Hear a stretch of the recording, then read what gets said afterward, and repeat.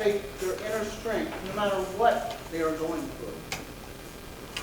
She's a big advocate of mental health and believes that vulnerability is strength. Presenting her speech titled, Trauma Raised Me, Strength Saved Me. Here is Toastmaster Therese Mbaye. Thank you.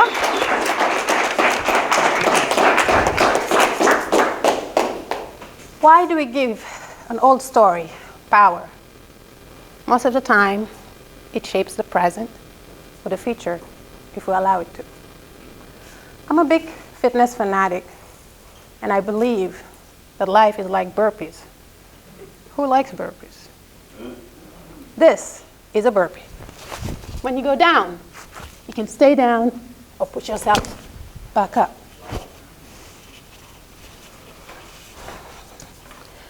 I was brought up to believe that women are to be submissive, used for their bodies. That women are inferior, whether in relationships, their appearances, to the career of their choices. But through the lens of the little girl in me, I also saw women as caregivers, peacemakers, warriors, keepers, and anchors of society. Growing up, I always wanted to speak my mind. Although I was limited, I found my own resources. For example, when I was in high school, during summertime, I joined multiple NGOs, and I helped sensitize married women about taboo subjects, such as sex life, how to avoid Irish twins, even demonstrating contraceptive methods. Who did I think I was? I was only 17, seriously. Today, I understand that challenges are inevitable in life, and then they can provide valuable lessons, experiences that can strengthen and empower you. Just like burpees, with experiences you can learn, grow, and get back up, especially dealing with traumas and adversities. I was a victim of incest at such a young age. I saw my innocence stolen before I could even understand the human body.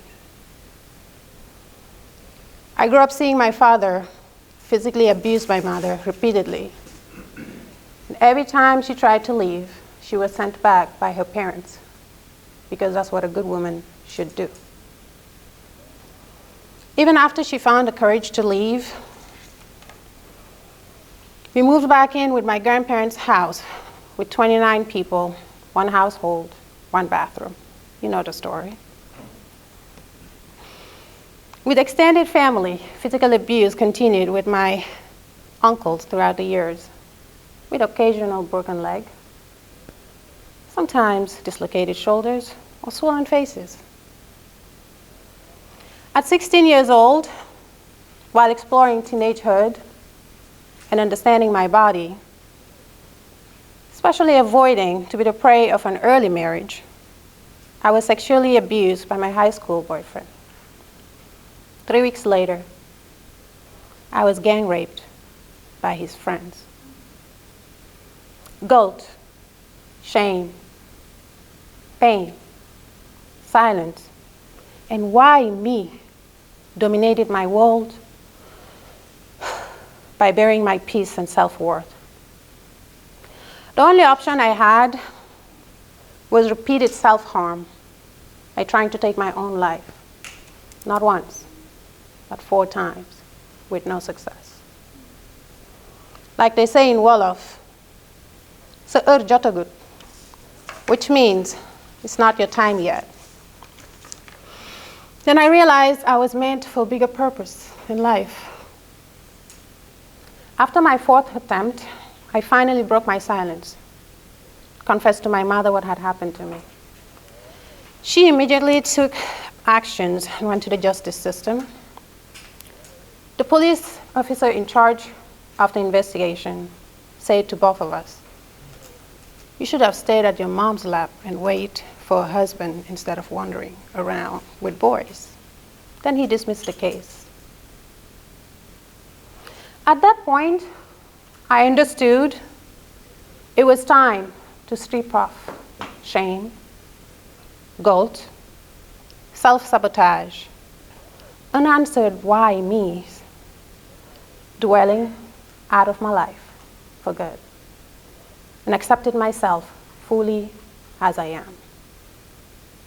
Instead of viewing challenges as roadblocks, I see them as opportunities of growth and learning. With strength, I observed and learned that self-care equipped you to face adversity with a clear mindset and a strong body. I strongly adopted coping mechanisms such as exercise, meditation, journaling, dance, art, oh, did I say dance? Spending time in nature to prioritize my mental health. Use your vulnerability to motivate you into greatness, and remember to be kind to yourself, practice patience, and lots of forgiveness.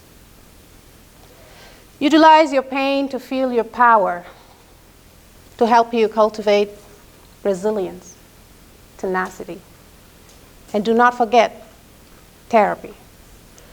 Oh, I know my African people don't believe in therapy, but please, I beg, go to therapy just once. As I grew into adulthood, I used education as my only way out with such painful environment, successfully. Recently, I was reborn again. I found my strength and stepped into my power to break the famous curse, till death do us apart. I chose me. I decided to go through divorce. I challenged my limiting beliefs that I'm a victim and replaced them with I'm a warrior. Every time I stumble, I remember that a warrior mindset can help you tap into your inner strength and approach challenges with a resilient attitude. Do not let your present circumstances define who you are. It's about time we come together to stop intergenerational trauma, generational curse, by changing conversations and showing the next generation better examples, because we each are worth more than the pain and heartbreak. Thank you.